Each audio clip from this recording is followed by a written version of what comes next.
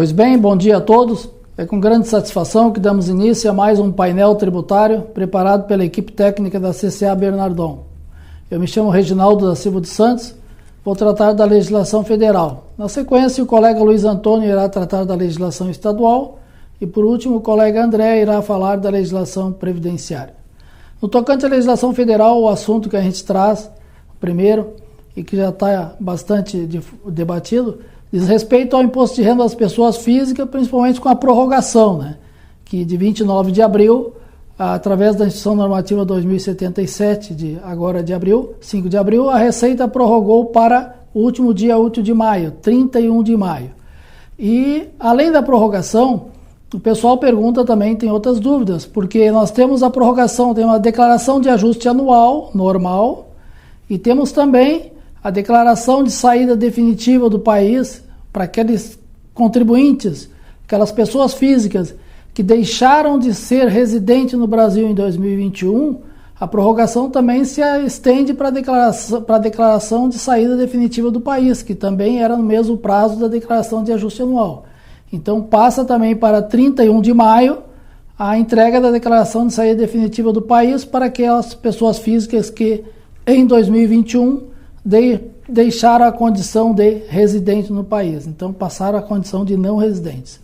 E também passa para 31 de maio a entrega da declaração final de espólio. Então, o espólio tem uma regra própria, tem as entregas das declarações inicial, intermediárias e a final. A inicial e intermediárias são declarações de ajuste normal, como as demais contribuintes, mas a declaração final de espólio é uma declaração especial, que ela é feita, elaborada com base no encerramento do inventário formal de partilha, onde nessa declaração final de espólio são dada a destinação do patrimônio deixado pelo espólio. E também é feita nessa declaração final de espólio a apuração ou não do imposto de renda sobre o ganho de capital na transferência dos bens aos herdeiros. Pois bem, essa declaração final de espólio também foi prorrogado o prazo para 31 de maio. Com relação aos impostos a pagar, o imposto de renda da declaração de ajuste anual ou da saída definitiva e o imposto de renda da declaração final de espólio, eles também passaram para 31 de maio, no caso do ajuste anual a primeira cota ou cota única, e, no caso de declaração saída definitiva do país ou declaração final de espólio, em cota única. Então, o recolhimento do imposto de renda também foi prorrogado, assim como a entrega das declarações. Com relação ainda com as declarações de imposto de renda das pessoas físicas, o que a gente gostaria de chamar a atenção para alguns aspectos, tem dois aspectos que é importante. O primeiro deles é quanto à entrega da declaração com a obrigatoriedade de certificado digital. Então, a legislação prevê, a instrução normativa lá prevê, que a declaração de ajuste anual ela deve ser entregue mediante a utilização de certificado digital para os contribuintes que tenham rendimentos tributáveis sujeitos a ajuste anual de valor superior a 5 milhões de reais, ou que tenham rendimentos isentos e não tributáveis também superior a 5 milhões de reais, ou que tenham rendimentos com tributação exclusiva ou definitiva também superior a 5 milhões de reais. A Receita introduziu uma alteração que diz respeito à declaração de bens da atividade rural. Até o ano calendário de 2020, os bens da atividade rural eles tinham lá na declaração, tinha uma única coluna para valor. Então tinha a coluna da discriminação dos bens, descrição dos bens, e a coluna, uma única coluna de valor, onde só eram informados os valores que tinham sido desembolsados em 2000, no ano mesmo, no caso 2020. A partir da declaração de 2021, a Receita Federal introduziu o sistema de acompanhamento dos valores de anos anteriores e do próprio ano, a exemplo do que ocorre hoje com a declaração de bens normais. Então, na declaração de bens da atividade rural, agora, a partir de 2021, o contribuinte vai ter que informar o bem, fazer a descrição correta do bem, o ano de aquisição, tudo, e vai ter que informar qual é o custo do bem até 2020, qual é o custo do bem em 2021. O que significa dizer que os contribuintes que são da atividade rural vão ter que resgatar, né, todos os valores anteriores, pagos para os bens nos anos anteriores. E a grande questão que fica é com relação àqueles bens que foram adquiridos no período da inflação, né, anteriores a julho de 94. O real foi introduzido em julho de 94, então de julho de 94 para cá é bem prático, porque é só pegar o próprio valor em real para informar. Mas anterior tem conversões. Até agora a Receita não se pronunciou sobre a forma de fazer a conversão das moedas anteriores ao real para o real. Se vai ser uma conversão simples, com divisão por 1.000, por 2.750 e outros que ocorreram, ou se vai ser um critério de atualização. Vamos aguardar para ver se a Receita se pronuncia nos próximos dias sobre esse procedimento. Então, com relação ao imposto de renda da pessoa física, seria esse o recado que a gente gostaria de transmitir. Agora, com relação a outras legislações tributárias, nós trazemos aqui uma questão que está sendo discutida, volta e meia, que diz respeito à apropriação de crédito das contribuições do PIS e da COFINS no regime não cumulativo. E é uma questão que, volta e meia, nós somos questionados.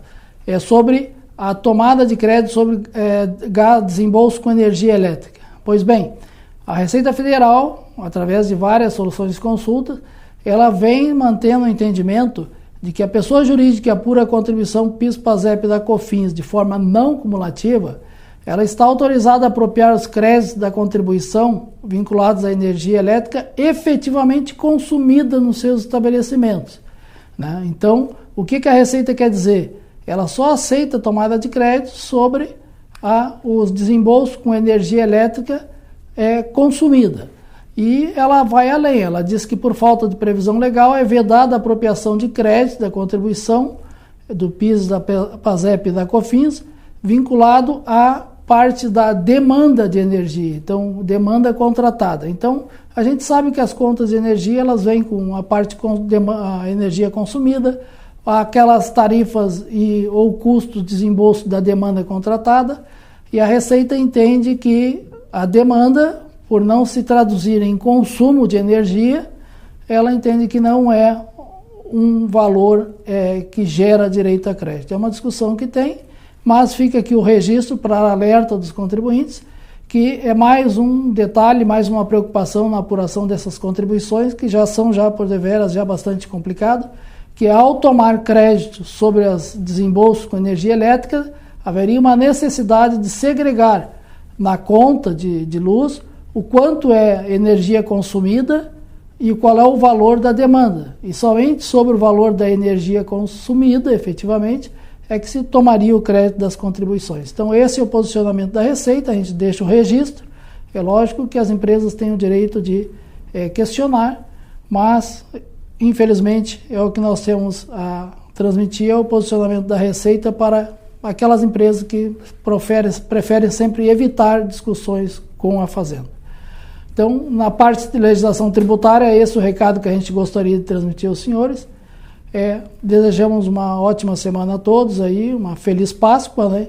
E nos encontramos no próximo painel tributário. Um abraço a todos.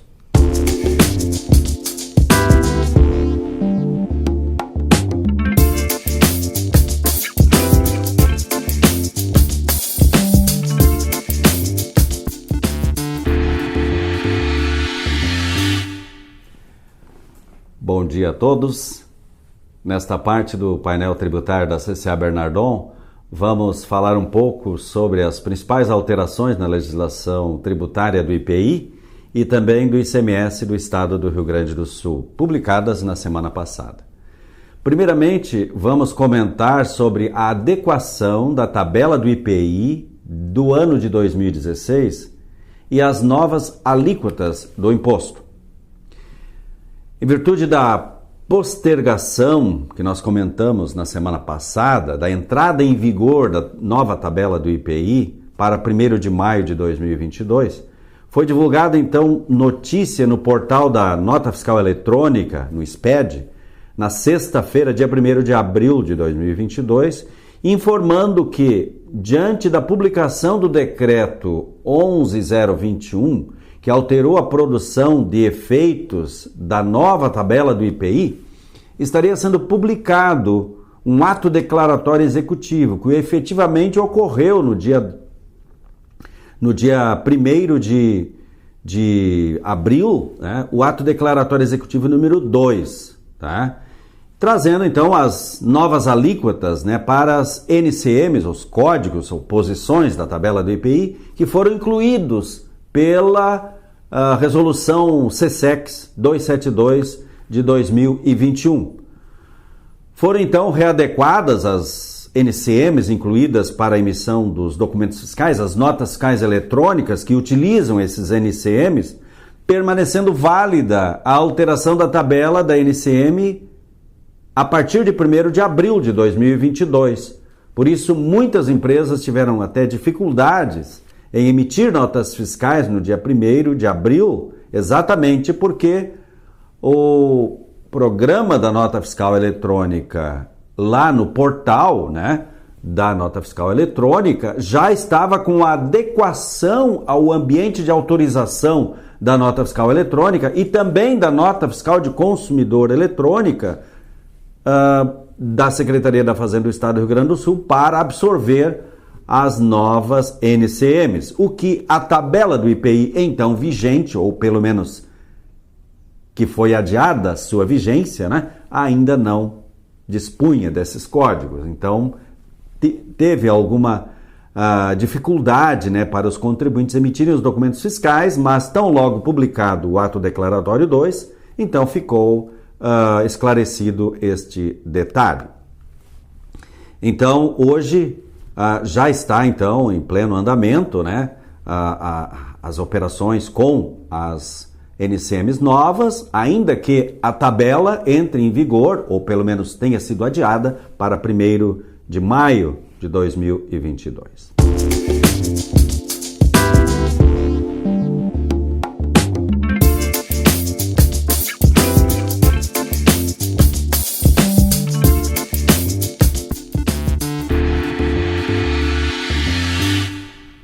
Passando agora para as alterações do ICMS, né? Temos então uma nova versão do programa validador da nota fiscal eletrônica. Foi então publicada uma notícia no portal do SPED no dia 2 de abril de 2022, especificando que foi disponibilizada a versão 2.8.4 do PVA, que é o programa validador da escrituração fiscal digital ICMS IPI, contemplando a correção de erro no momento de se importar o bloco H, que é o registro de inventário, antigo livro registro de inventário, hoje digital dentro da EFD ICMS IPI, em uma escrituração já existente no programa validador. Então, as correções, né, de erro no bloco H em uma escrituração já existente. Depois tivemos uma notícia no site da Secretaria da Fazenda do Estado do Rio Grande do Sul tratando da autorregularização no serviço de transporte. Foi divulgado então no dia 1º de abril de 2022 essa autorregularização, objetivando oportunizar aos prestadores de serviço de transportes a regularização de débitos fiscais identificados pelo Fisco Gaúcho por meio de análises das informações disponibilizadas pelos próprios contribuintes na escrituração fiscal digital, das declarações emitidas pela Guia de Informação e Apuração do ICMS, a GIA, bem como dos próprios conhecimentos de transportes eletrônicos, no período compreendido entre 1º de abril de 2017 até 31 de dezembro de 2021, em que foi constatado o aproveitamento de créditos de ICMS provenientes de documentos fiscais de serviço de transporte, CTE, por exemplo, né, isentos. Então, se eram isentos, como poderiam ter créditos de ICMS, né? Então, o Estado levantou esses valores para que os contribuintes se antecipem à autuação fiscal e regularizem através desta nova modalidade, né, de tratamento do fisco para com o contribuinte, em que permite uma autorregularização, mesmo que o fisco tenha constatado a divergência, dando oportunidade para recolhimento mediante denúncia espontânea de infração.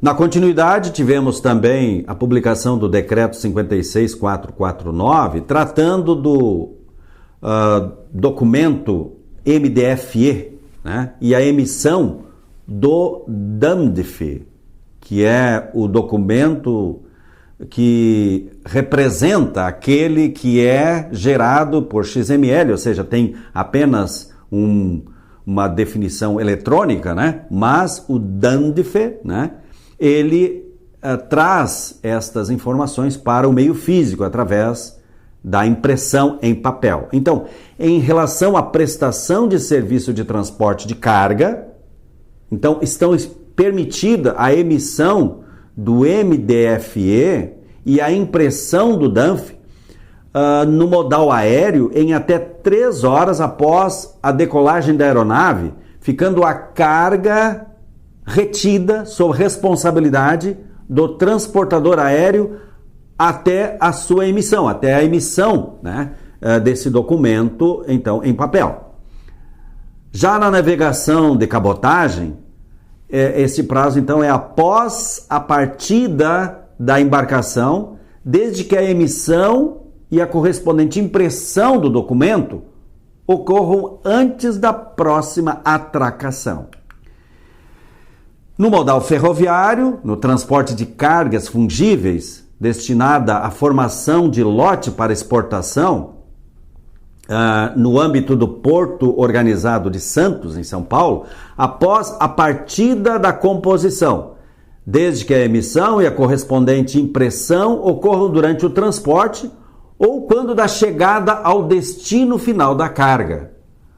No transporte de carga realizado no modal ferroviário, então fica dispensada a impressão do DAMDF, devendo ser disponibilizado em meio eletrônico quando solicitado pela Receita Estadual.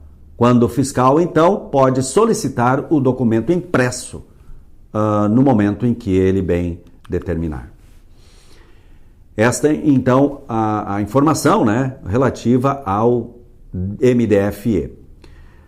Passamos agora para o Decreto 56.450. Ele trata do desenvolvimento de submarinos, um programa de desenvolvimento de submarinos, né, no Estado. O governo estadual, então, concedeu isenção do ICMS às operações com matérias-primas, material secundário, embalagens, partes, peças, máquinas e equipamentos a serem empregados na execução do programa de desenvolvimento de submarinos, chamado pela sigla PROSUB, na forma e condições então definidas na legislação e a manutenção de crédito fiscal do ICMS para respaldar esse benefício fiscal. Depois, passando para orientações normativas, tivemos uma instrução, a de número 33, trata do ICMS, submissão tributária para bebidas quentes. Então, em nível de orientação normativa, tivemos a atualização do rol de bebidas quentes e respectivos preços finais ao consumidor para fins de definição da base de cálculo para o débito de responsabilidade por substituição tributária. Essa alteração alcança especificamente as sangrias e coquetéis do item 22 do apêndice 36 da Instrução Normativa 45/98, que é a instrução que reúne todas as alterações vinculadas às orientações normativas no estado do Rio Grande do Sul. Então, eram estas as informações que gostaríamos de trazer aos senhores relativamente às alterações, né, da área fiscal vinculada ao ICMS do Rio Grande do Sul e ao IPI. A seguir, o colega André vai comentar as alterações da legislação previdenciária. Então, desejamos desde já um bom dia, uma ótima semana a todos e até o próximo painel tributário da CCA.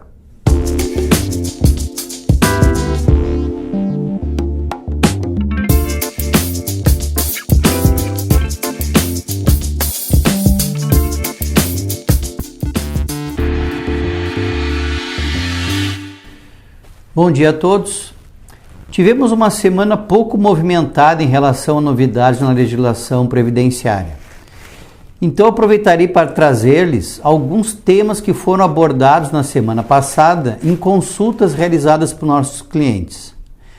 A primeira que gostaria de destacar diz respeito à incidência do INSS sobre os serviços pagos a microempreendedores individuais. Quando a contratação se referir a serviços de hidráulica, eletricidade, pintura, alvenaria, carpintaria e de manutenção ou reparo de veículos, o contratante deverá recolher o encargo previdenciário de 20% e informar o valor pago ao MEI no E-Social. Isso significa que, em se tratando de outros serviços afora esses antes relacionados, não haverá obrigatoriedade de o contratante recolher a contribuição previdenciária sobre os valores pagos aos microempreendedores individuais. Importante destacar que na contratação de MEI para prestar serviços de hidráulica, eletricidade, pintura, alvenaria, carpintaria e de manutenção ou reparo de veículos, não haverá obrigatoriedade de reter a contribuição de 11%, tal qual ocorre na contratação de profissionais autônomos.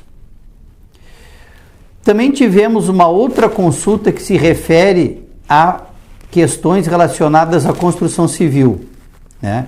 Tivemos um caso de um cliente que demoliu um imóvel no início desse ano